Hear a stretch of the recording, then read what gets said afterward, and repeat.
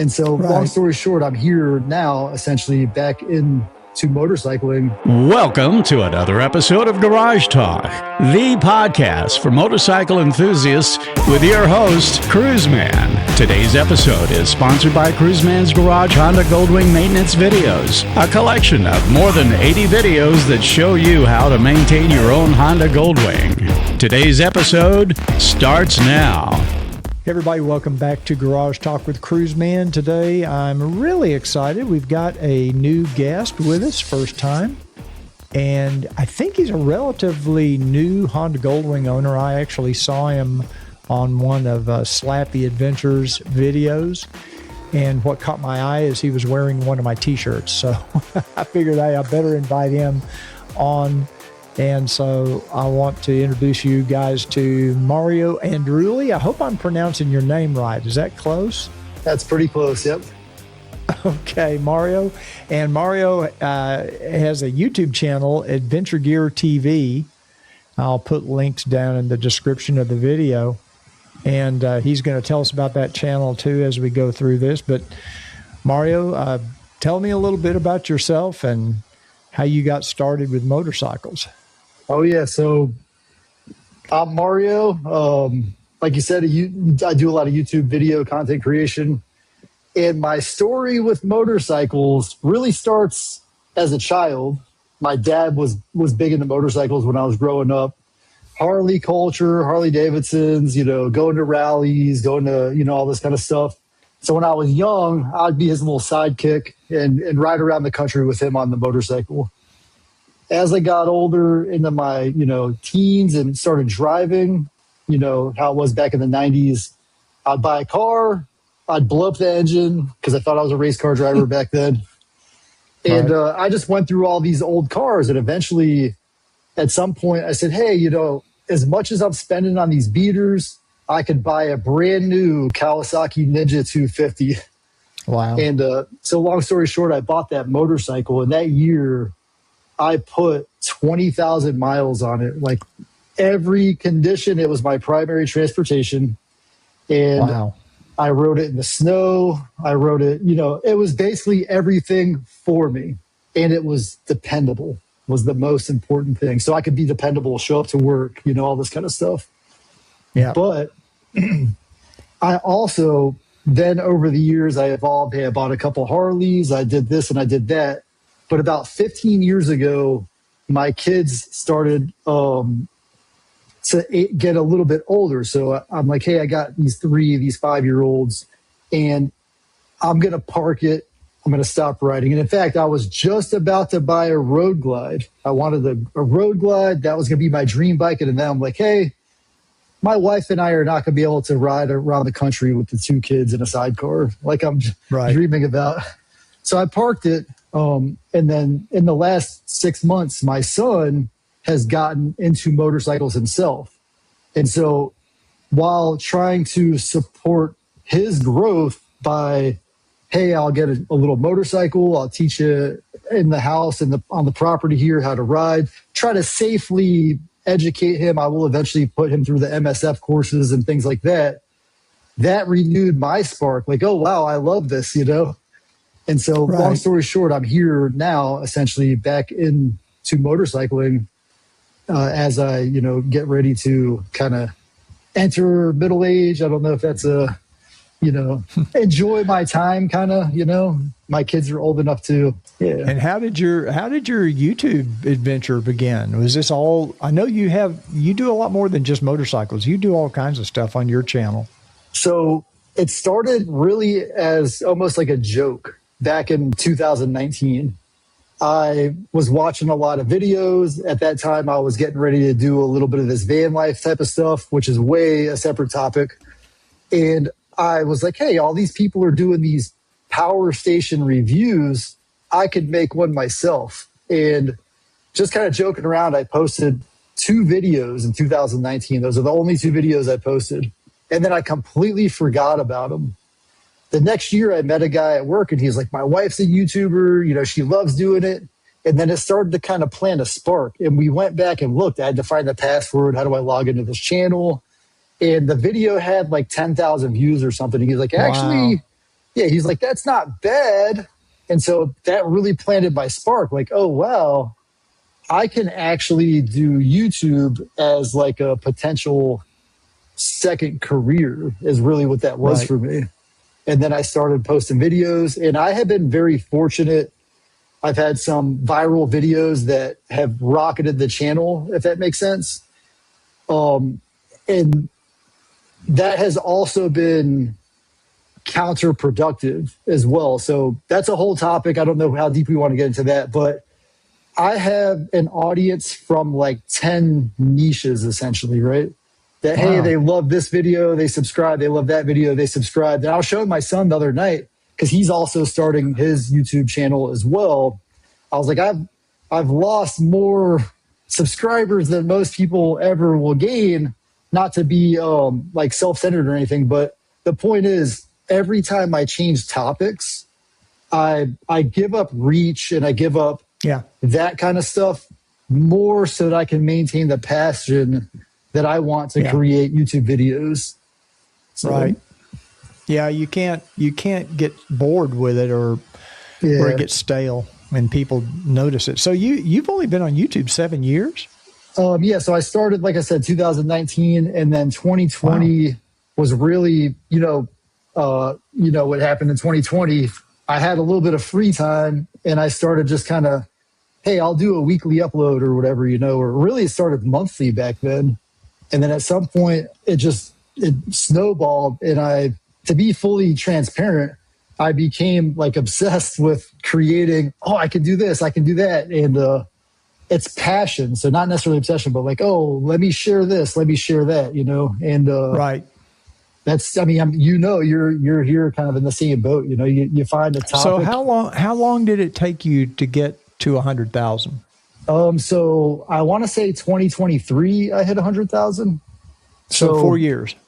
Yeah, 4 years. And like I said, there were 3 to 5 viral videos that really drove that growth. Every video, has its own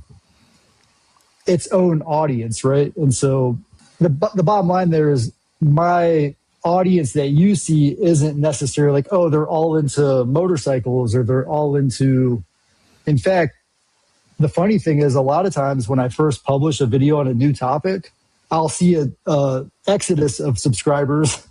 Hey, day one, maybe I lose 1, 2, 10 subscribers, but over time it grows, right? And so for me, it's better that they move to, or they unsubscribe if they're not interested.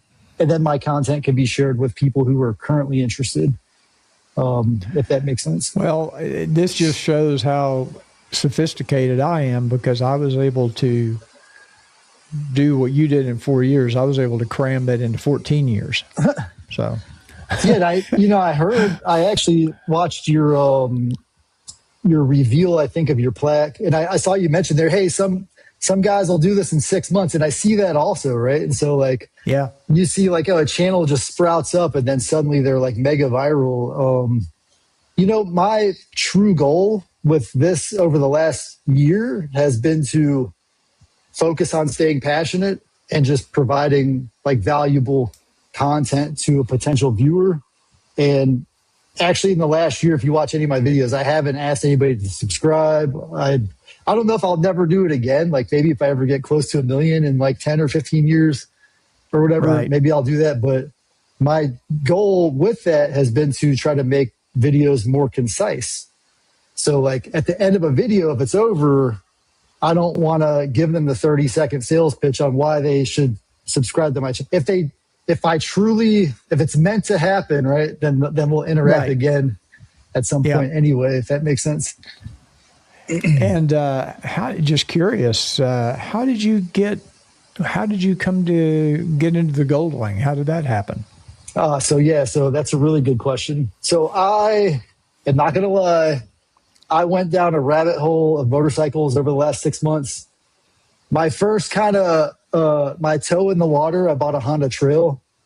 And I was like, Honda Trail would be a great commuter bike for my, little 15-mile commute. And it's all back roads. And it was great. But it was maxed out, right? So I was maxed out with that bike. I still have that, and my daughter has actually taken over that bike, and I barely get to ride it because she's riding it all over the place. Right. And then I said, well, maybe I need something a little more commuter friendly, right? And so I ended up getting an NC 750X. And the long story short on that is, at this stage in my life, I'm all about comfort. And I have a little bit of hearing issues going on, tinnitus and stuff like that. So I'm like, hey, how can I, as much as possible, enjoy a ride without being like my eyes peeled back in the wind and my, my head bobbling and all this. And I the last selling point, because I was looking at road glides again. Hey, road glide. Hey, Gold Wing. And genuinely, the value of a Gold Wing, you just cannot beat it. And at the time that I made my purchase was the transition from 25 to 26, year-end closeout deals. There were like 2 airbag models, I believe, left in the country. There may be still some out there, but on what I could find, Southern Honda Power Sports had an airbag model. They're a little further away. And then there's a dealership in, I want to say Jonesboro, Arkansas. Mm-hmm. And I was really leaning towards Southern Honda Power Sports, but in full transparency, it was just a little hard to get communication with them. So I ended up just like literally on a Friday evening, I drove after work to Jonesboro, and I left with the bike. And I say full transparency, they matched the deal that Southern Honda was going to provide as well. So like that deal worked out. And it was a closeout deal. I didn't get like a special discount or anything, just kind of the regular guy negotiation, stuff like that. But I'm very happy with it. I really, the only regret I have is I wish I would have just started with this, back in January, instead of kind of swapping bikes out and stuff like that, I have the airbag. I bought the DCT airbag model. Oh, okay. Oh, cool. So I got that there. And it has that airbag. That actually, in the full kind of decision-making process, I had been in a few bike accidents when I was younger, and luckily I was never injured, but I knew kind of the gravity potentially of an accident. I wanted the airbag model, and I didn't even know until I started looking between the Road Glide and the Gold Wing that was even an option, right? And so once I saw that, it was like, absolutely, I'm going to do that, because again, just a little bit more, and in the grand scheme, you really, potential, even if it's just peace of mind, it can be priceless, if that makes sense. Yeah, I wish I had the opportunity to get an airbag when I got my 26, and I should have taken it. For some reason, I just wanted that little cubby up front. But now in hindsight, I kind of wish I had gone ahead and gotten the airbag. I do wear an airbag vest now, which I feel that I know what you mean. It does give you a little more of a sense of confidence. Yeah, you wear the Helite airbag? I do, the electronic one. Do you wear it like every ride? Is it like that critical to your packing? I wear it every ride when I remember to put it on. I'm still getting in the habit of putting it on. But yes, I keep it hung up in my garage, and it's just developing that new habit. But yeah, I have been wearing it. In fact, I rode to coffee this morning. I met Robert White, my friend, for coffee this morning, and I wore my vest. So I do wear it. It is a little hot in the summer, and we've had a very hot summer. I don't know if it's as hot where you are. You're in Missouri, I believe. Yeah, so this weekend it was 100 degrees, and if you watched my recent video, I was wearing one of these shirts, which, by the way, for the viewers, we did not coordinate or synchronize shirts today. No. But you stand up a little or get up front so you can see that. We want everybody to know we're wearing the same shirt. I mean, I love it. I love it. I love the designs, and actually they fit pretty good. So I may end up with a few more in the next few months. In fact, one of the biggest questions yesterday on my video was, where did that shirt come from? It was the front silhouette Gold Wing Tour. Yeah. head on. And one of my points in the video was that the front, if you're not familiar with the Gold Wing, it can almost appear grotesque with the two cylinder heads. They're just kind of there hanging. You're like, oh, wait, those two cylinder heads are massive. You know? They are. Yeah, that's pretty cool. Well, what do you like most about your Gold Wing? What would you say? Is it the comfort or the performance? What's your favorite feature of it? The DCT for sure. And the funny thing is it is a polarizing topic. Some folks hate it.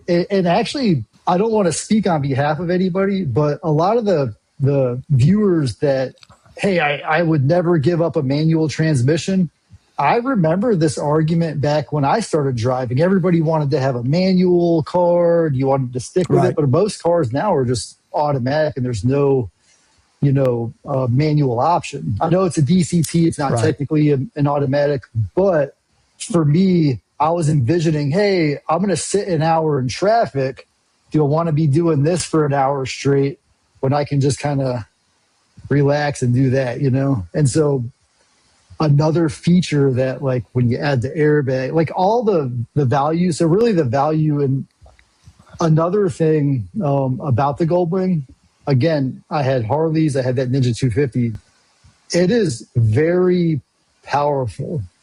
I have people say, hey, it's not, super powerful. But for me, from my perspective, it has enough power. If I put it in sport mode, it has enough power to keep me fully occupied, Yeah, that's the way I feel. And I know some guys have spent the money for the BT Moto upgrade. And that it apparently does make a significant difference. It gets rid of that governor, I think, what is it, 112 mile an hour limiter. I've never gone that fast, so I think I've got over 100 miles an hour one time. So for me, it's something that interests me. I mean, you can always have more power, right?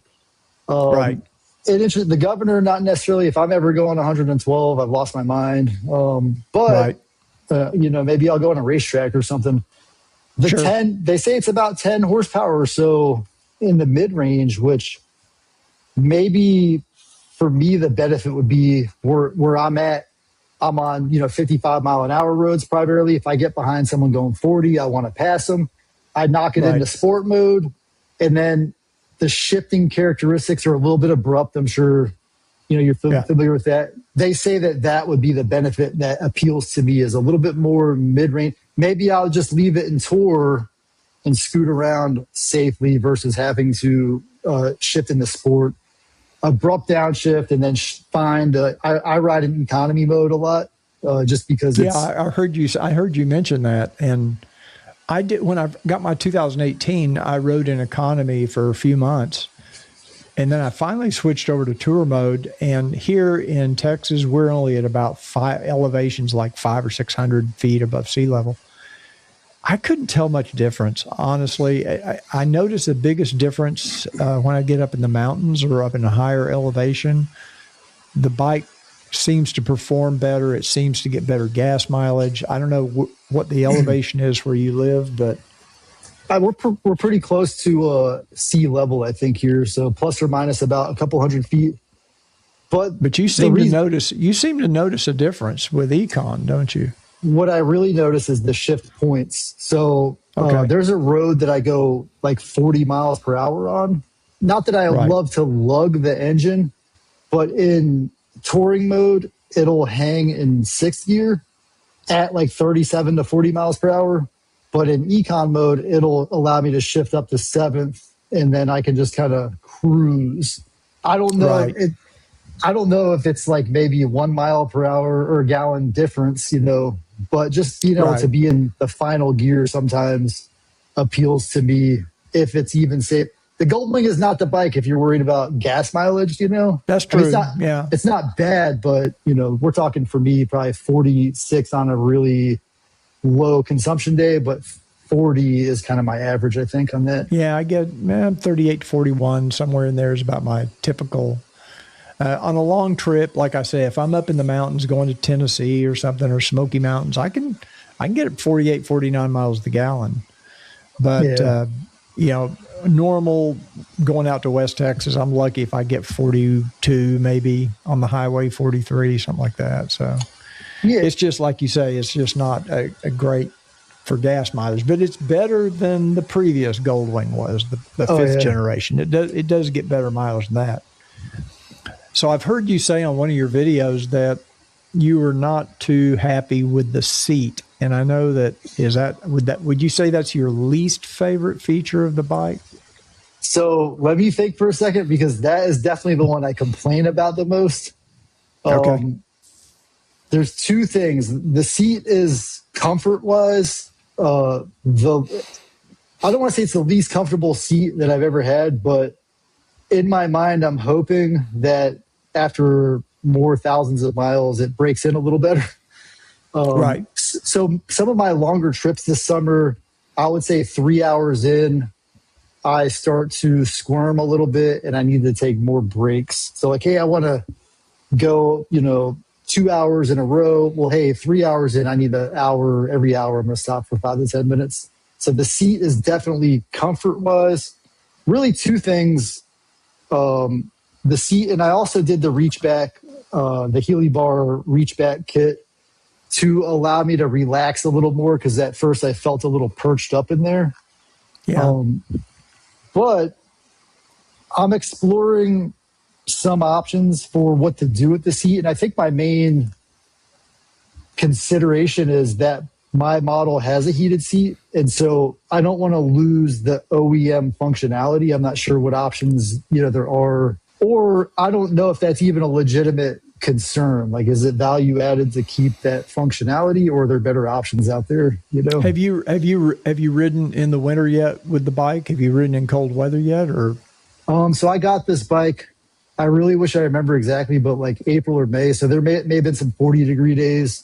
The heated seat, I do know, doesn't necessarily provide a lot of heat. So I do know if I put it on like its maximum setting, even at like 60 degrees, I'm not like scorched off the seat or anything. I have heard that Honda is a little more restrictive with the heating, potentially for hand grips and seats, because they don't want someone to get burnt. Whereas if I take, and back when I used to ride, there were some heated grips that oh yeah, it was toaster hot, and you had to turn the dial down so you're not burning your hands, right? So now they don't have to worry about potentially that. You mentioned in one of your videos about you had taken I think it was a 300-mile ride with your son. Is that right? Oh yeah, it was 300 miles each way, but I did just a video on the 300-mile portion. And you were talking about the only person I've ever ridden with on the back of my bike is my girlfriend, and she's very small. She's like 5'5", 100 pounds. So you said that you're saying, or yeah, that's what I did. My girlfriend. Don't get me in trouble. No. Okay. I didn't know what your son, because you'd mentioned your legs were sometimes hitting his feet when you came to a stop and things like that. And I haven't had that issue because she's pretty small. How tall is he? I wonder how he fits on the back seat compared to he's tight. My girlfriend. This is the interesting thing about getting into this together at this point in his age is, he's actually, he's just a little taller than me, I think. And he's going to probably gain another inch or two, potentially, right, on me. So he's taking my clothes, he's taking my shoes, this kind of stuff. So for reference, it's like two full-grown men, right? Right. We're both, I'm 5'9", and he's probably breaking 5'10" pretty soon here. It used to be, I'd be like, hey, son, can you reach your hand in here and get this, bolt for me or something, right? Put a washer on or something. Now it's the opposite. Right. Hey, Dad, can you reach this for me? Yeah. So the problem with, it's not meant really for, at least not with the stock. I don't want to say it's not meant for it, but he has to pigeon toe back onto the footrests so that his feet don't hit my calves when I'm duck walking or whatever. And he's gotten good at it. But for example, with my wife, she doesn't really have that problem. I, in general, do hit the pegs if they're down the passenger footrests. I will hit them a little bit with my calves. So like it's a tight fit, I think, in there. He says that it's very comfortable. So yes, it's tight, but it's still a comfortable position. And I do get some feedback. So another kind of, if it wasn't my son, you know, I wouldn't want another grown man back there, you know. Exactly. It might look weird anyway. Yeah. So what do you guys have? Helmets with headsets, Bluetooth? How do you communicate? So on that trip, so we've kind of gone back and forth between Cardo and Senna, and right now we're working on 2 Cardo headsets. And so I have a couple of helmets because I have other passengers I carry not on YouTube, and I can just swap the Cardo unit to some of those helmets so that I can maintain communication with them. I use primarily because I love YouTube. I am a YouTube premium member, and I pay the monthly, whatever, $20 a month. It comes with YouTube Music, and then I just have like a playlist that's downloaded. But for the most part, I only actually listen to like royalty-free music that I study to try to see, like, do I want to include it in a video or something? Do you subscribe to any of the Epidemic Sound or any of those, or do you just... Yeah, I primarily use Epidemic Sound, and the main reason there is I actually have 3 channels that I produce content on, and I have the 3-channel license, which is like, I think it's $20 a month. I do the annual, and, you know, it's how they do the deal or whatever. But now, so for the 3 channels, I don't have to guess like which channel gets what licenses. They're just all able to use the same. The funny thing is each channel has its own style, and Epidemic Sound realizes that. So when I log in, it will show me like, hey, for this channel, you know, I recommend this type of music. For that channel, do you use Epidemic Sound or? I do, yeah. I have 2 channels. I have the Cruise Review channel plus the Cruiseman's Garage. Yep. So yeah, I use it for both channels. And then I was going to ask you, I don't know if you'd mind sharing this. Your background seems very similar. Do you have like 2 studio kind of setups in there, or is it like you just change the background? It's just this setup. What I do is I swap the sign. I've just got a new sign, a new neon sign for my other channel. And this tool, I'm getting ready to redo my studio. This toolbox is going away. Oh, wow. So, I'm getting another table back here and a plant and some wood panel. And I let AI help me redesign my studio. And so hopefully within the next month or so, I'll have that finished. But anyway, I just have another light. I just take this sign down, set it on the ground, put my other sign up, and then I'm in the Cruise Report channel. So, and you can see I've got stuffed cruise ships and back here. So I just mix it all for now, but I'd like it to look a little more professional. But God, you can throw so much money at this stuff. There's no limit. Definitely a constant kind of struggle, like how produced and polished you want to be versus functionality, right? You know, stuff like that. Well, and some of my best videos are where I just go out in the garage and, you know, wing it, you know, for 10 minutes and it blows up for some reason. So some people will think there's a master scheme, but you really can't predict what's going to be. I have no way of knowing when I make a video how, you know, the ones that I thought were going to, and the ones I spent the most time and energy and effort on seem to do the least. It's the easy ones that do really well for some reason. But have you got any big road trips planned before wintertime comes?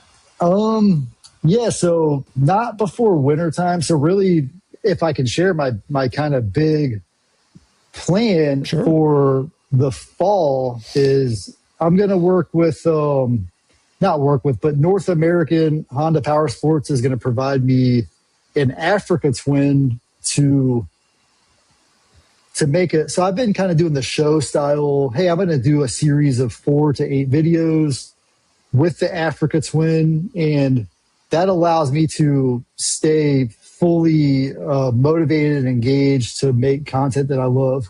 So this is my primary transportation right now, but I'll do that more for, hey, how does it feel? And you never know, I may end up buying one after the series or something, but Right. But I'm excited about that. I did a comparison video. I reviewed a NT1100 that Honda sent to me one time. And my other friend, Dale, who I did a podcast with last week, he had an Africa Twin and took it to Alaska and loved it. And I had him help me do a comparison between the NT1100 and the Africa Twin. And it was one of my most popular videos. So there's a big audience out there for Africa Twin.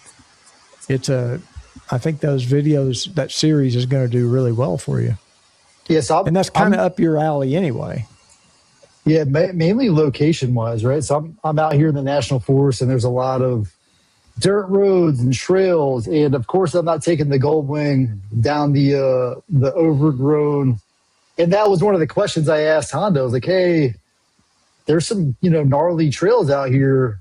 What if I scratch it? What's the... Right. And, obviously I'm not going to, ruin their product or anything, but they're not super worried about, as long as it's within normal wear and tear, there's no concerns there. So I'm excited for that. I do have a lot of ideas for Gold Wing content. And actually, after that series, I will be able to travel. And I plan to do in March, there's an industry expo that I plan to visit. I got a press pass for that. AIMExpo. Are you familiar with that at all? I am. Yes, I am. I've never been, but I'm familiar with it. So I got a press pass for that. And then I plan to, while I'm down there, go to the Daytona Bike Week. Sturgis was last week. Daytona Bike Week down there, and I'm going to meet up a little bit with some of the folks. I think the Breezy Rider guy, Dave, will be out there. And then really it's just as I close out the chapter of my current employment, I will have the freedom to kind of go explore. And I do, if you watched a few of my videos, hey, a lot of the more, hey, Saturday, I got this project I want to work on. Those are like one-day projects. I will be able to go out and maybe do, on the way to Florida, a SaddleSore 1000 iron butt challenge, and then, ride some bikes down there. So I would take the Gold Wing, do that, and then, things like that. Sure. One of the benefits of the way I've ran my channel is I don't necessarily have to have 6 months from now, this is what I'm doing. And that's a factor of the fact that I do work a full-time job. And this has, even though it's had some success, it's truly been a hobby that, I still maintain it. So next week I've got a trip coming up. I'm not going to be able to make any videos. And hey, that's fine. I'm going to go, dark for a couple of weeks where I, am not able to upload. But one thing I found out about YouTube is it'll still, I hope it'll still be here, but it'll be here when you get back. Yeah, mid-September when I get back, So, right. Well, tell me about your other, or if you want to talk about it, tell me about your other channels. What are they? So going way back on this channel, Adventure Gear TV, one of the initiating things was my camping, my van camping, and my power stations and things like that. About a year ago, I said, hey, I'm providing too many signals to different audiences. I'm going to isolate my camping adventures on a separate channel. So I have a channel, Overland Minivan, and I've had a lot of luck there as well. I don't know what the current subscriber count is, but I posted a video in November and it just went mega viral in that channel. Wow. And the funny thing is I wanted that channel to be more down to earth, less produced, and hey, I'm going to film a video on Saturday of me camping and publish it, right? And then it blew up beyond my expectations. Wow. And so I don't want to say I'm disappointed because you can never, be disappointed in something like that. But the scope of the channel outgrew my intent with it. So now I have production anxiety. Like if I make a video, do I want to, do the simple campfire, stove kind of video, or do I have to make a production based on the scope of the channel? I'm saying it's crazy, but it's only like 20 something thousand subscribers right now. But literally October 31st, Halloween, I published the first video, and by like the end of November, it had already hit like 10,000 subscribers. And I was like, no, I wanted to have the small chats, those kind of things. And that was unexpected, instantaneous growth, right? Yeah, that's the best kind if you get it. Yeah, so that's I need to hang around with you some more. But on the other end, my third channel is, I don't want to say it's a throwaway, but like any video that I make that's way off topic now, I'll put it on that channel. That one is called Born for Tools. And I, saying you put a lot of effort into a production. I made a video 2 weeks ago. My son and I did it together. I loved it. It was a great video. We will always have that as a memory. It's got like 150 views now, so. Right. I have a little, what, like you call it, a throwaway channel. I have one called Cruiseman Fixes Stuff. Oh, really? So if I'm working around the house doing something that nobody in this channel would be interested in, or maybe a few of them would be, but it'd piss off more people than it would intrigue. So, because anytime I put something on this channel that's not motorcycle related, because I did some of those power station video reviews too. And people say, "Oh, what are you doing with that?" Yeah, I come here for motorcycle content. I'm not coming here for that. So, anyway, that's great. Well, you're also on TikTok. I've never done TikTok. Yeah. I did notice you had a TikTok. Is that doing anything for you?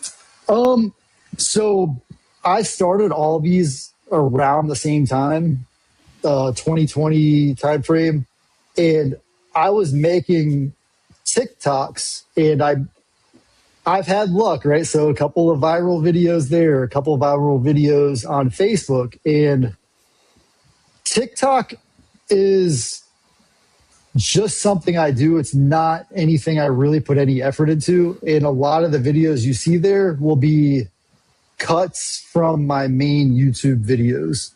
There's a software called Opus AI. I'm not sure if you're familiar with that. Mm-hmm. It'll cut me 10, 20 shorts out of a long form, and maybe out of 100, one will be like even legitimate to post. And so those are low. Now, those are not the viral shorts, right? The viral shorts were, I got into storytelling a little bit, and I would find these kind of weird stories, and I would just, people think it's AI, but this was before AI. I would like find B-roll and match the story to the B-roll and stuff. And some of these have like multi-million views, but TikTok will pay you like $20 or something. So if it's for a business or for monetization, it's not that valuable, but there is reach there. I'm not a fan of TikTok also, because every time do you do it at all, or are you just not on it? I don't. I have an account, but I never post anything. And I've watched very little on TikTok, unless I see something on Instagram that came from TikTok. I do some Instagram, but not much. Yeah, so I haven't been able to break through. I do have an Instagram as well. I haven't been able to break through on that. And I almost will publish the same video on all of the shorts style platforms, the verticals. But what I was going to say about TikTok that kind of prevents me from investing in it as a source of my energy is it is sales based. So if I publish a video that they have in their TikTok shop and it's linkable, that video will get greater reach because people may purchase that product. But it's something I personally don't. I'm getting away from kind of these dedicated reviews and things like that.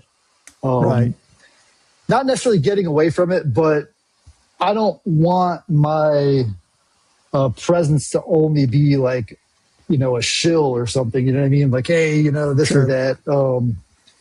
So that's one of the balances in my kind of growth on YouTube that I have started to not second guess, but I want to cultivate it a little better, or I don't know. For example, right now it would be difficult for me to do like, hey, batteries. I did hundreds of them, right? I did hundreds of power station reviews, and I loved it. But at a certain point, I was like, oh, another battery. Oh, it has how many batteries can you review, right, before you lose interest? Right. I think I have one in every room now. Yeah. And came in handy when the power goes out, though. It does run my refrigerator. I'll say that. It does, yeah, for sure. Well, Mario, I appreciate it. I'm going to wrap this up. I'm going to remind everybody once again how to get to your channel, Adventure Gear TV, at Adventure Gear TV. So make sure you go check out Mario's channel. Make sure you subscribe, and I'll put all that information down below. And I think we're all going to be pretty excited to see the rest of your Gold Wing journey, and can't wait for this Africa Twin series. That should be exciting. So we will definitely keep an eye on everything. And I just want to thank you for taking the time out to wear the T-shirt and join me today.